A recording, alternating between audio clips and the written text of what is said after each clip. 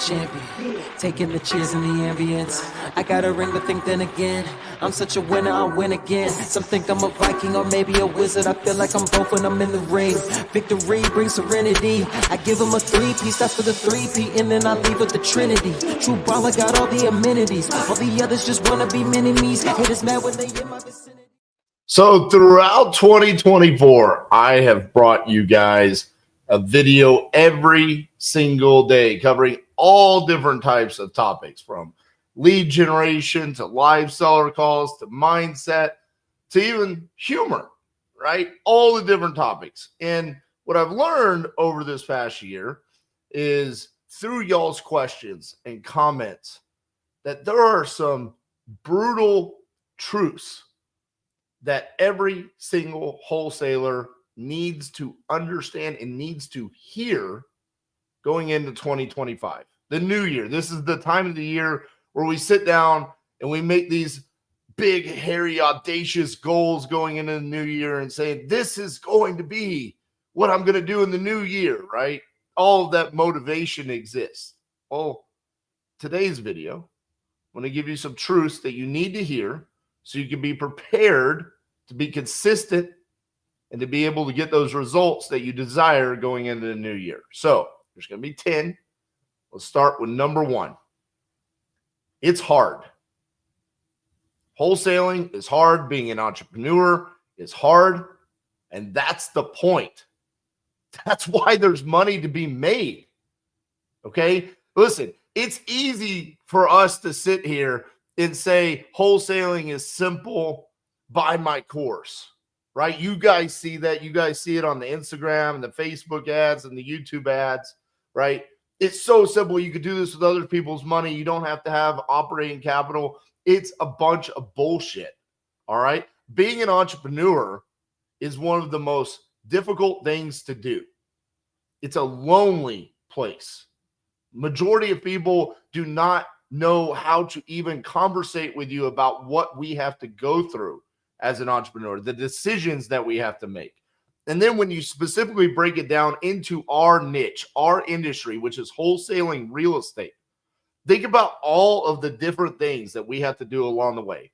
First and foremost, lead generation. You have to either, one, be good at marketing yourself to be able to mine leads and locate motivated sellers, or 2, you have to have operating capital so you can spend that money with someone who is an expert at marketing and mining and finding leads. Then, after you have those leads, you have to either be, one, yourself, good on the phones, talking to sellers, listening, deciphering how to solve their problems. You have to get great at comping and underwriting and understanding what is a deal, what's not a deal. And then, after you go through all of that to get a contract, then you have to get good at dispositions and transaction coordination. That's just specifically on the wholesaling side. Now, on the entrepreneur side, you have to get good at understanding cash conversion cycles, cash flow, managing your finances, dealing with the emotions that come along with being an entrepreneur. And the other part of wholesaling is that there's so many things that can go wrong during transactions that can be completely out of your control, right? I see people that get into wholesaling and they get like emotionally distraught when a seller decides to back out of a contract or a buyer ghosts them at the closing table because they don't have the funds to close. All of these different little nuances that can kill a deal. That's the life that you chose. This is the career path that you chose. So if you want to be a wholesaler, you have to understand that you're going to have to deal with this and you're going to have to be okay with that. Yes, wholesaling by nature can be a simple business, right? Find a cheap property and make a spread when you assign it or double close to your end buyer. By nature, it's a simple business. But every business has levels of difficulty. And there's a lot that goes into being an entrepreneur, and the majority of people will never understand. And you, quite frankly, you just won't have very many people to even like bend an ear with. Like, hey, I want to get this off my shoulders. This terrible thing happened. That's why it's important to be a part of communities, even if it's just a free Facebook group, to be like, dude, I had this horrible thing go down. Just before I hit play on this, I saw someone inside of Titanium University talk about how they're supposed to be closing a wholesale today, but the title company is closed. Why? I'm filming this on Friday, December 27th. Why would a title company be closed? Now there's issues with the seller. The seller is thinking that they're getting paid, right? The buyer was ready to close, but the title company isn't. There's always nuances that come along with real estate investing and wholesaling. Number 2, success is your responsibility, and it's all on you. Now, this is something that I see inside the wholesaling industry specifically, and I've seen it over the past decade, where we want to blame other people as to why we have not been successful at wholesaling, whether it's a lead provider, a data provider, the guru that you gave money to. It's always someone else's fault. And I'm just here to tell you, that's a load of shit. No one owes you anything, okay? If you go out and you spend money on education and they give you education, at that point in time, it's your responsibility to implement that and get results. And this is coming directly from someone. I personally spent $65,000 on education. And I have yet to find very many people that have spent more money on wholesaling education than I did. And I can tell you this, I got some of the worst education possible for the amount of money that I spent. I could have sat there in my feels. No, I spent $65,000 and I didn't get what I thought I was going to get. I thought I was going to get this one-on-one mentorship and hand-holding, and I was going to learn all these different strategies. I didn't, okay? But I looked at it and I said, there's enough here for me to run with this and figure it out, because it's my job. It's my responsibility. My kids rely on me. My future relies on me to go out and get results. So it's your responsibility. Own up to that. Sit there and say, I'm going to go out and I am going to create my own reality. Even if you are a part of Titanium University and you get daily implementation calls, and quite frankly, what I feel like is the best education that you can get in the wholesaling industry, guess what? I can only do so much. I need you to go out and implement what we give you. Take action, and it's your job to get results. How do you do that? You need to become a master at this industry. You need to become a master at how to talk to sellers, how to close deals, how to comp and underwrite, how to dispo. You need to understand transaction coordination and how to overcome all of the different things that can kill deals, right? Leads, judgments, affidavit of heirships, probate situations. You have to get good at that. That's your job. Become a master at it. This is why inside Titanium University, we do live seller call reviews forever. Now, I don't care if it's your first time or it's your sixth time. You need to become better every single day at how to talk to sellers. This is why we do comping and underwriting reviews. Consistently, we see people struggle in this area of wholesaling. You have to always be working to become better. You need to become an actual master at your craft. Number 3, talking to sellers is the key to wholesaling. And despite what some people believe in this industry, you need to be talking to more sellers. And I can absolutely guarantee, if you're watching right now, you are not talking to enough sellers on a daily basis. You think you are. You think you're working your ass off. But I can guarantee you that your efficiency is far below what we do here at Titanium.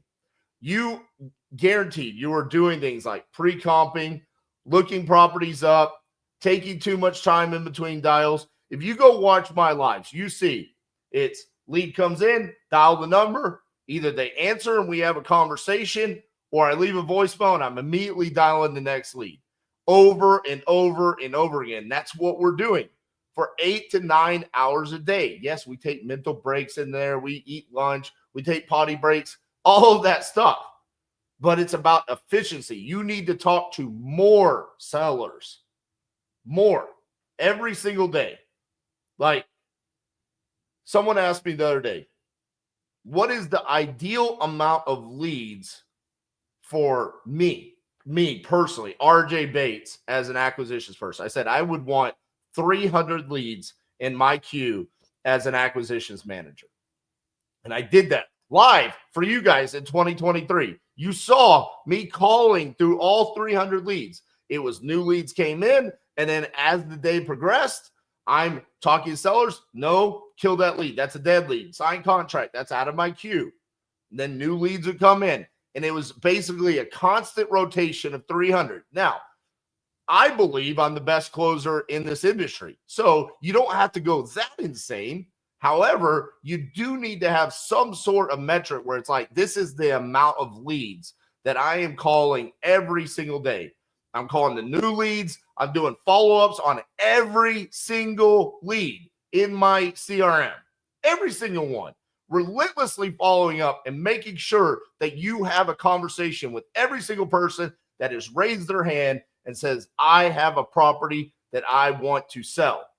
That's your responsibility, and it's the key to this industry. Number 4, it is not the lead generation's fault. For example, PPL. I love seeing these posts inside of the vault where people say, I've had a bad experience with Speed to Lead or Lead Zolo or Property Leads or need to sell my house fast or whatever other PPL provider that you have purchased leads from, okay? I hate to break it to you, all right? It's not the lead provider's fault. It's your fault, okay? All the lead provider is doing is running ads to get sellers to raise their hand and say, I have a property that I would like to sell, okay? That's it. They're not specifically going out and finding people that say, hey, I would like to sell my house for fucking dirt cheap. That's not their responsibility, okay? They're just generating leads for you. That's it. After that, it's your responsibility to be able to conversate with people, see if they have a problem, and solve it.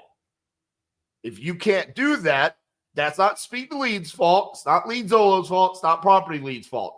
That's on you. Stop blaming it on the PPL provider or the lead generator, okay? It's the same thing back in the day. We used to hear, Batch's data sucks. PropStream's data sucks. No, it didn't. If it did, how was I able to get deals? If Speed to Lead sucks, how am I able to get deals every single time I go live calling Speed to Lead leads?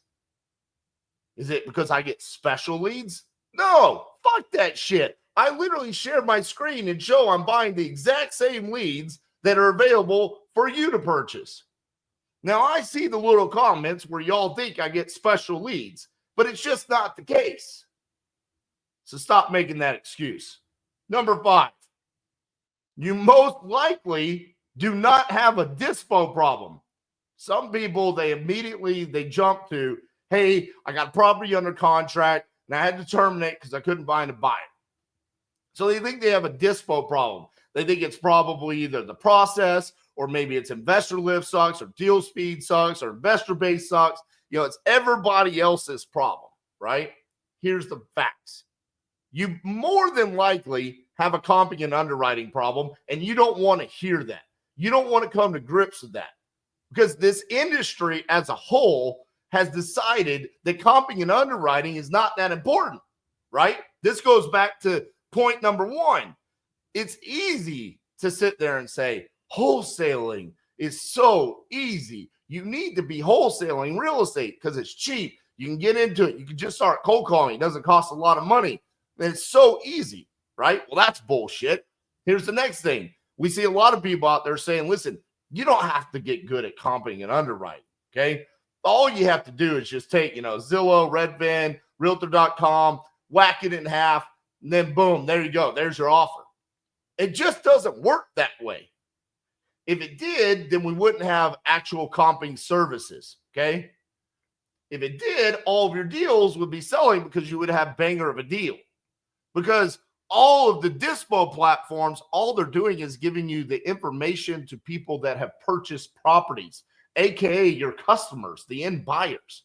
So the investor lift can't actually suck, right? Because that's all it's doing. It's saying, hey, Johnny Cash buyer at this phone number and this email bought a property in this city. How can that suck? It can't. So if your deal's not selling, stop blaming it on the dispo, okay? It's probably because you didn't have a good deal. That's on you. Number 6, no amount of magic technology is going to solve seller problems. You need to be able to solve seller problems. Now, as we move forward into 2025 in the future, there's going to be more and more AI products that come out, right?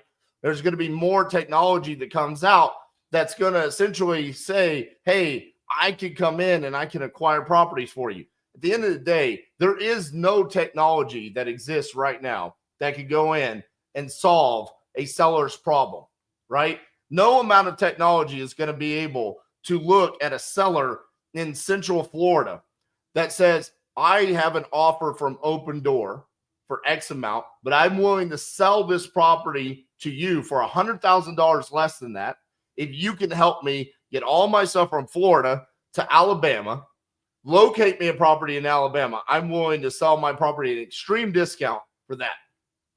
Okay, we do that. Boom, $75,000 assignment fee. That's a real life example. Okay, you guys have probably seen the video. Stella. If you haven't, just search Open Door on my channel. You'll be able to watch that close. We made $75,000 on that close. There is no technology that could have solved that problem for her. It's your responsibility to get on the phone, listen, have great conversations, and solve seller problems. Number 7, it is okay to make money in your assignment fee. Okay? Just going back to number 1, when we talk about wholesaling is not easy, okay? You deserve to make profit as a wholesaler. It's also your responsibility to earn that when you acquire the deal. So for example, when you're talking to a seller and you're reverse engineering the numbers and you're saying, this is the after repair value, this is the amount of repairs, this is the holding cost for my end buyer, this is the closing cost for the end buyer, this is the profit, the potential profit for my end buyer. It's also your responsibility to factor in how much money you want to make as a wholesaler. And I believe that different levels of problem solving as a wholesaler should require making more or less money. I have no problem making $5,000 on an assignment deal if it's a little shit box in a town that I know that we can just pick the phone up and call an end buyer and boom, it's done. And we got the deal done in about 15 minutes of work. However, using Stella as an example, where we have to find a property in Birmingham, Alabama, locate a realtor there, build a relationship, make sure that we have moving services, and then we also have to dispo that deal, do transaction coordination, and maintain the relationship. That's a lot of work. I would like to make a lot more than $5,000, hence why we made $75,000. However, we also had to ask for that. So during the closing process, the acquisitions of the deal, we earn that assignment fee.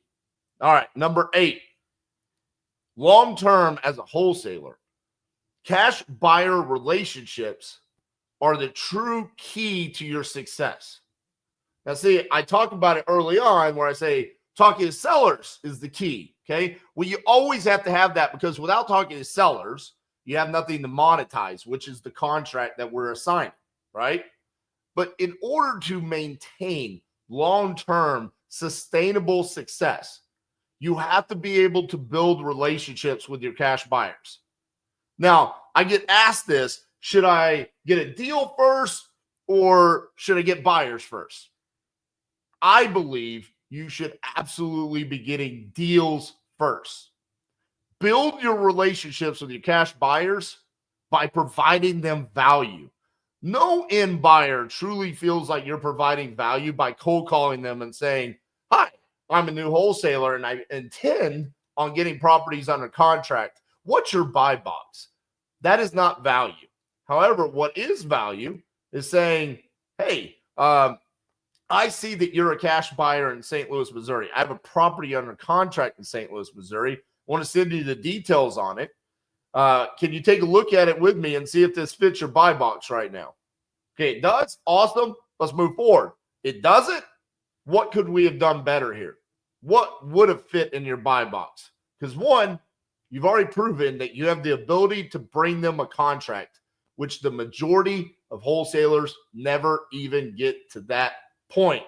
Number 9, and this is where you guys have heard me talk about these last 2 points, but I think they're the key to our success here at Titanium. Consistency is what matters. If you are consistent with lead generation, new leads coming in every single day, and you're consistently calling those sellers every single one of those leads every single day, eventually what's going to end up happening is you're going to get contracts. And there's going to be a compound effect where at first, when the new leads come in, you hear me talk about certain KPIs. Hey, on exclusive new leads, 1 out of every 10. Coupon club leads from speed to lead, 1 out of every 25. You're going to be like, RJ, I bought 33 leads and I don't have a contract yet. You're a baby. You're not in the game yet. Keep going, baby. Every single day, new leads. Every single day, call every single one of those leads. And you're eventually going to get to the point where you're going to get contracts. And then 6 months down the road, you're going to see that compound effect where you're going to start getting contracts from month 1 and month 2 and month 3. And then all of a sudden you start seeing how the KPIs actually work out. And then if you consistently start bringing deals to the cash buyers, those end buyers, you're going to see results. But you have to make sure that you are showing up every single day. I can guarantee you that no one is as consistent as we are here at Titanium. Me and Cassidy have shown up every single day for our business, no matter if we're on vacation, no matter if it's a holiday. We are still there for our business. We do not check out from our business. It's our baby. It needs us every single day. Even if it's just a little check-in, talk to the team for 5 minutes, whatever it is. But more often than not, what you will see is I'm the first one here and I'm the last one out. Why? Because no one cares about my business more than me. I've been working on this for 15 years. I'm not going to stop now. I've earned the right to get to where I am today. The consistency is what has gotten us here. And the consistency is what's going to get me to where I want to go from here. The last thing is, you absolutely do not need multiple channels of marketing in your wholesale business. Alex Hormozy says one marketing channel all the way up until you're making $1 million a month. That man is a business genius. Why would we argue against him? So for me, I've looked at my business and I've simplified it down. We're going to go PPL. That's it. No cold calling, no direct mail, no texting, nothing else. I'm going to trust the people that have provided me the best leads that I've had in a decade of wholesaling, simplified my business down, and allow me to just do what I do best. Talk to sellers that raised their hand and said, I have a property that I would like to sell. That's all lead generation is. All of the other channels out there, that's all they're trying to do is get these people to raise their hands. Will I miss out on opportunities because some demographics of people will never be on the internet or social media? Yes, that's okay. because I'm still going to get more leads than I've ever been able to generate for cheaper than I've ever been able to generate with less work internally as a wholesaler. So I've narrowed it down. I've made my choice. You do not need all of these different channels of marketing. Pick one and keep going until you've mastered it. In the words of Hermosi, this seems a bit extreme, but I respect extreme answers. One channel all the way till you're making $1 million a month. Good luck on doing that. I think what he's saying is, hey, you don't need any other channel because they all work.